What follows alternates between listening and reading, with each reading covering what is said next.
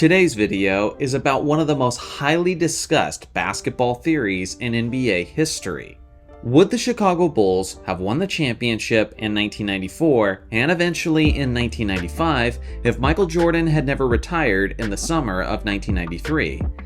He left the game he loved to go play another game he loved, baseball, fulfilling his father's dream after his tragic passing. The thing is, there's a lot of things at play with this hypothetical situation that a lot of people usually don't consider, and today I wanted to tackle some of those aspects. Now, one thing is for certain, who the Bulls would have been going up against in the NBA Finals if they theoretically made it in 1994 and 1995 wouldn't have changed, as Hakeem Olajuwon's Rockets were the back-to-back NBA champions coming out of the Western Conference.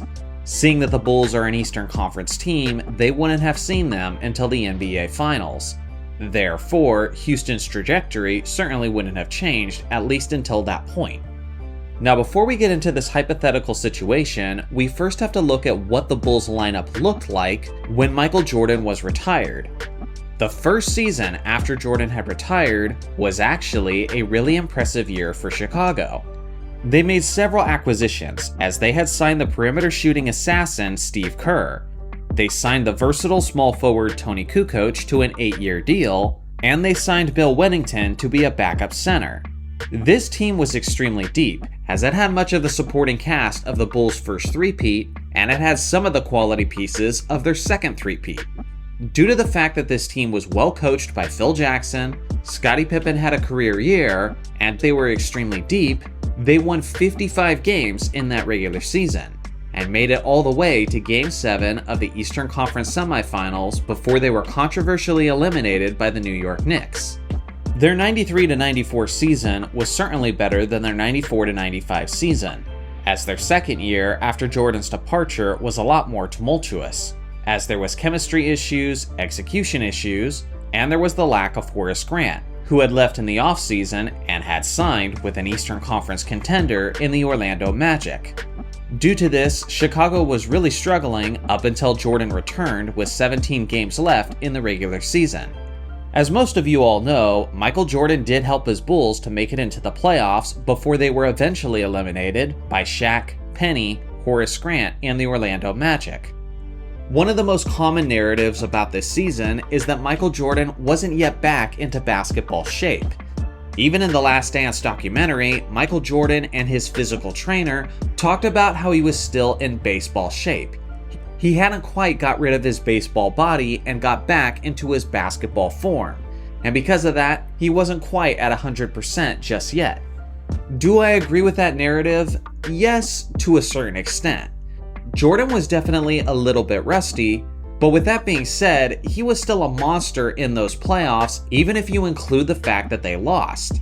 Yes, he did have that iconic moment where he made a crucial turnover when things mattered the most. But after that point, Jordan was still efficiently averaging around 30 points per game while filling up the stat sheet and playing great defense. So although MJ was not at 100%, I do think it's a little overblown at times about the quality of shape he was in and about how well he performed. Again, one of the biggest issues for that 1995 team was their lack of an inside presence. With the absence of Horace Grant, who was now on the opposing side of the court, the Bulls really struggled with interior defense and with interior rebounding. And that was an aspect that Shaq and Grant took full advantage of. But let's refocus and look back at 1994. The Bulls were coming off of their first three-peat. And yes, Jordan was extremely tired after that three-peat. But with an opportunity to win 4 straight, and with some recent acquisitions, I think they would have been well equipped to do so. This is one of the aspects that people almost never talk about. If Michael Jordan had been on the 93-94 team, that would have probably been the deepest Chicago Bulls team that they had ever had. Think about it. They would have had Michael Jordan, Scottie Pippen, and Horace Grant. But they also had a sharpshooter in B.J. Armstrong, who was one of the best snipers in the entire league and who was in his final season with the team. And then they had also acquired another great sniper who ended up being one of the most efficient three-point shooters in NBA history, which was Steve Kerr. And then they added Tony Kukoc, who was one of the greatest sixth men in NBA history, and who was a versatile and long small forward / power forward, who could also do some perimeter shooting of his own. Again, there's a reason why this team was able to win 55 games without Michael Jordan and was able to compete with some of the best teams in the entire league. Also consider the fact that Scottie Pippen was in the very prime of his career. Now I gotta mention, some people in the comments might try to point out that the Bulls might not have been able to acquire Steve Kerr, Bill Wennington, and Tony Kukoc if Michael Jordan was still on the roster. But I actually disagree with that, because in the 94-93 season, Jordan was still technically on the Bulls' payroll, as he was making $4 million, which made him the 5th highest paid player in the NBA. You heard that correctly, Michael Jordan was a top 5 paid player in the NBA, even while he was playing baseball. So from a salary cap standpoint, nothing really changes. There's no reason why Jordan being on the roster would have hindered the Bulls' chances of acquiring Kukoc, Kerr, and Wennington. If MJ was on this extremely talented squad, I have no question that they would have won in the high 60s or possibly even 70 games with this group. I'm also confident that they would have steamrolled through the Eastern Conference. As always, New York would have been a little bit of a battle, but they went to 7 games with the Chicago Bulls without Michael Jordan. Now, as you all know, the Houston Rockets, led by Hakeem Olajuwon, would be waiting in the NBA Finals. And historically, that was one of the toughest matchups for the Chicago Bulls. Between the years of 1991 and 1993, Houston dominated Chicago in the regular season. Even Michael Jordan has spoken in the past about how Hakeem Olajuwon was one of their toughest matchups, as guys like Bill Cartwright didn't have a chance going up against the Dream. Anybody who knows basketball firmly believes that the Dream would have got his and would have put up monstrous numbers in this series. But the thing is, I don't know if that's enough to make up for everything else.